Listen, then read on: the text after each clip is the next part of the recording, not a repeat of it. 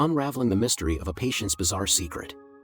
The fluorescent lights flickered overhead as I sat in the waiting room of the hospital, my heart racing with a mix of anxiety and dread.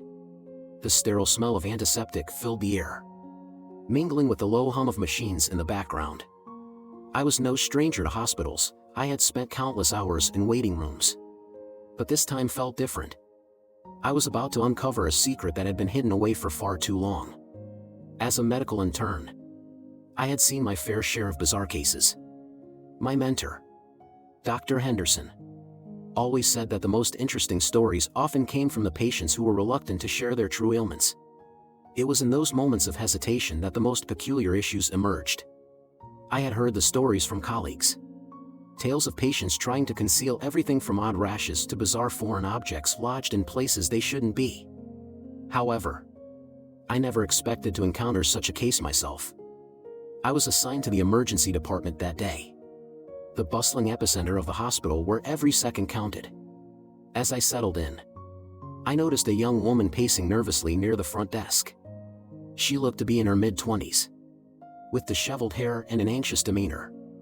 I watched her for a moment, sensing an unusual tension in the air.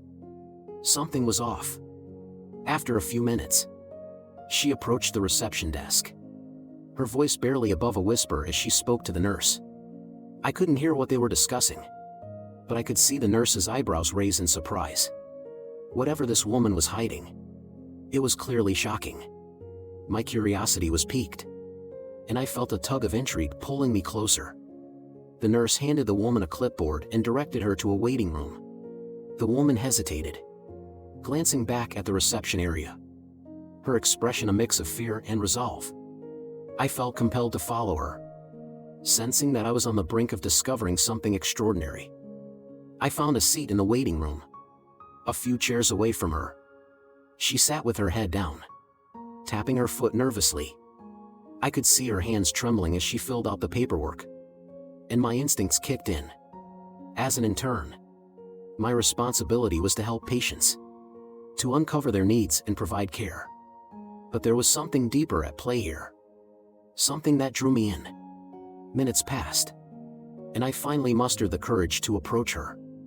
"Hi, I'm an intern here," I said, keeping my tone friendly but professional. "Is there anything I can help you with?" She looked up, her eyes wide with fear. I could see that she was struggling to maintain her composure. "No, I'm fine," she replied, her voice shaking. But I could sense the weight of her secret pressing down on her. I decided to respect her boundaries and backed away, but I remained close enough to keep an eye on her. She continued filling out the forms, glancing around the room as if she were searching for an escape. The minutes felt like hours, and I could see her anxiety mounting. Eventually, her name was called, and she stood up abruptly, clutching her paperwork tightly. I watched her walk toward the examination room, her shoulders tense and her movements hurried. It was as if she were being called to the gallows rather than a simple medical evaluation. Curiosity got the best of me, and I decided to follow her into the examination area, careful to keep my presence inconspicuous. I stood just outside the doorway, peeking in as the nurse greeted her. The nurse introduced herself, and the woman took a deep breath, finally stepping inside. "What seems to be the problem today?" the nurse asked, her tone gentle. I don't know how to explain this," the woman stammered, glancing around the room as if searching for words. "Take your time," the nurse encouraged. "We're here to help you." I felt a surge of anticipation as I waited, straining to hear their conversation. The woman hesitated, her eyes darting nervously around the room before she finally spoke. I think I might have something stuck inside me. My heart raced at her admission. I had heard stories about foreign objects lodged in unexpected places, but I had never encountered a case like this firsthand. The nurse maintained her professionalism, asking the woman to describe the situation in more detail. It's an egg," the woman admitted, her voice barely above a whisper. "A whole egg. I didn't mean to, but it just happened." "A whole egg?" My mind raced with questions. How did this happen? Why would someone hide such a thing? I shifted my weight, trying to keep my composure. The nurse's expression didn't waver as she took notes, maintaining her focus on the woman. "Can you tell me how this occurred?" the nurse asked gently. The woman hesitated, clearly embarrassed. I was trying to surprise my boyfriend. We were having fun, and I thought it would be a joke. I didn't think it would actually get stuck. The nurse nodded, her expression a mix of understanding and professionalism. "Okay. We'll need to assess the situation. I'm going to call a doctor in to help you." The woman's eyes widened in fear, and I could see the shame flooding her face. She buried her head in her hands, clearly overwhelmed by the gravity of her situation. I felt a pang of empathy for her. She was not the first person to find themselves in a bizarre predicament, but this was certainly one of the most unusual. As the doctor entered the room, I took a step back, allowing the medical team to handle the situation. I felt a sense of fascination mixed with compassion. This woman had made a mistake, and now she was facing the consequences. But she wasn't alone. The medical staff were there to help her, to ensure she received the care she needed without judgment. I continued to listen from the doorway as the doctor began to examine her. "You're going to need a pelvic exam to determine the best course of action," he explained. "It's important that we assess your condition to avoid any complications." I couldn't help but admire the professionalism of the medical team. They approached the situation with care and empathy, treating the woman with dignity despite the bizarre nature of her predicament. It reminded me of why I wanted to be a doctor in the first place, to help people, even in the most unusual and difficult circumstances. After some time, the doctor emerged from the examination room, and I could see the concern etched on his face. He approached the nurse and spoke in low tones, but I caught snippets of their conversation. "We need to schedule an ultrasound to assess the situation further. It may require additional intervention." The weight of the situation settled heavily on me. I realized that this woman, who had made a reckless choice, was now facing a medical crisis that could have serious consequences. I felt a strong urge to help her, to be a source of support during this difficult time. As the hours passed, I continued to check on her progress from a distance, and eventually, she was taken for the ultrasound. I waited anxiously, imagining what she must be feeling. Would she be embarrassed? Afraid? I knew that the journey ahead would be challenging, but I hoped that she would find the strength to face it. Finally, the woman returned to the waiting area, her face pale and drawn. I approached her cautiously, offering a reassuring smile. "You did great. I know this is tough, but you're not alone," I said, my heart full of empathy. She looked up at me, her eyes filled with tears. "I didn't think it would turn out like this. I just wanted to have fun." Her voice trembled with emotion, and I could see the shame weighing heavily on her. "It happens to the best of us," I reassured her. "What matters now is that you're getting the help you need. You'll get through this."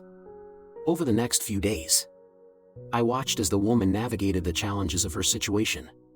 She underwent further evaluations and treatments, each day bringing new tests and procedures. I admired her resilience as she faced the bizarre circumstances that had led her to this point. The medical team continued to provide her with support, and I made it a point to check in on her regularly.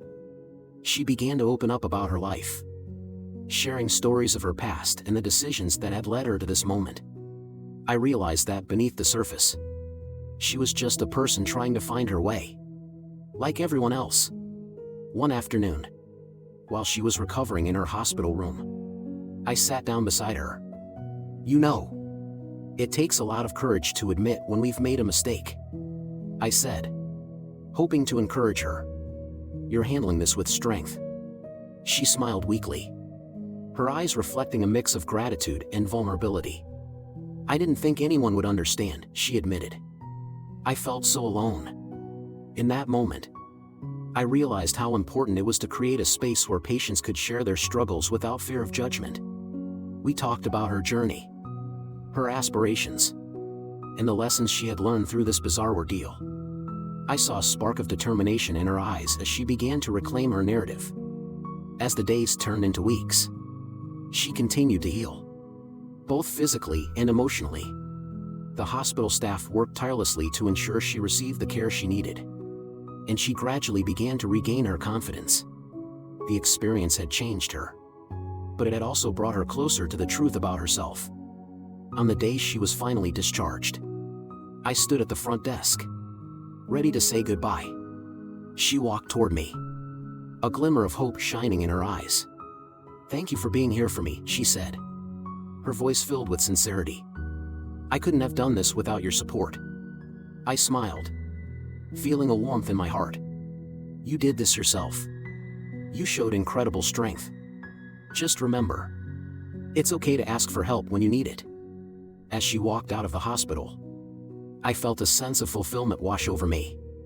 I had witnessed the power of resilience and vulnerability, and it reinforced my commitment to becoming a compassionate physician. In the weeks that followed, I continued my internship, learning from each patient I encountered. I carried the lessons from that bizarre case with me, understanding that everyone has a story, and behind every strange ailment lies a person seeking understanding and care. Months later, I received a letter in the mail. It was from the woman, expressing her gratitude for the support I had given her during her recovery. She shared how her experience had transformed her perspective on life and relationships. Reading her words, I felt a deep sense of connection and purpose. I realized that the bizarre cases I had encountered were not just medical curiosities, they were opportunities for healing and growth.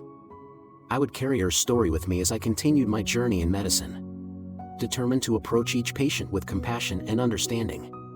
Every day, I would remind myself that behind the bizarre issues and hidden secrets lay the potential for healing and connection. As I reflected on my experiences, I knew that I had found my calling not just to treat ailments, but to support and uplift those who felt lost or ashamed. This was the true essence of medicine, and I was grateful to be a part of it. In the end, it wasn't just about the bizarre issues patients tried to hide, it was about the stories they carried within them, and the power of connection that could help them heal. And as I stepped into the future, I was ready to embrace every challenge, every story, and every opportunity to make a difference.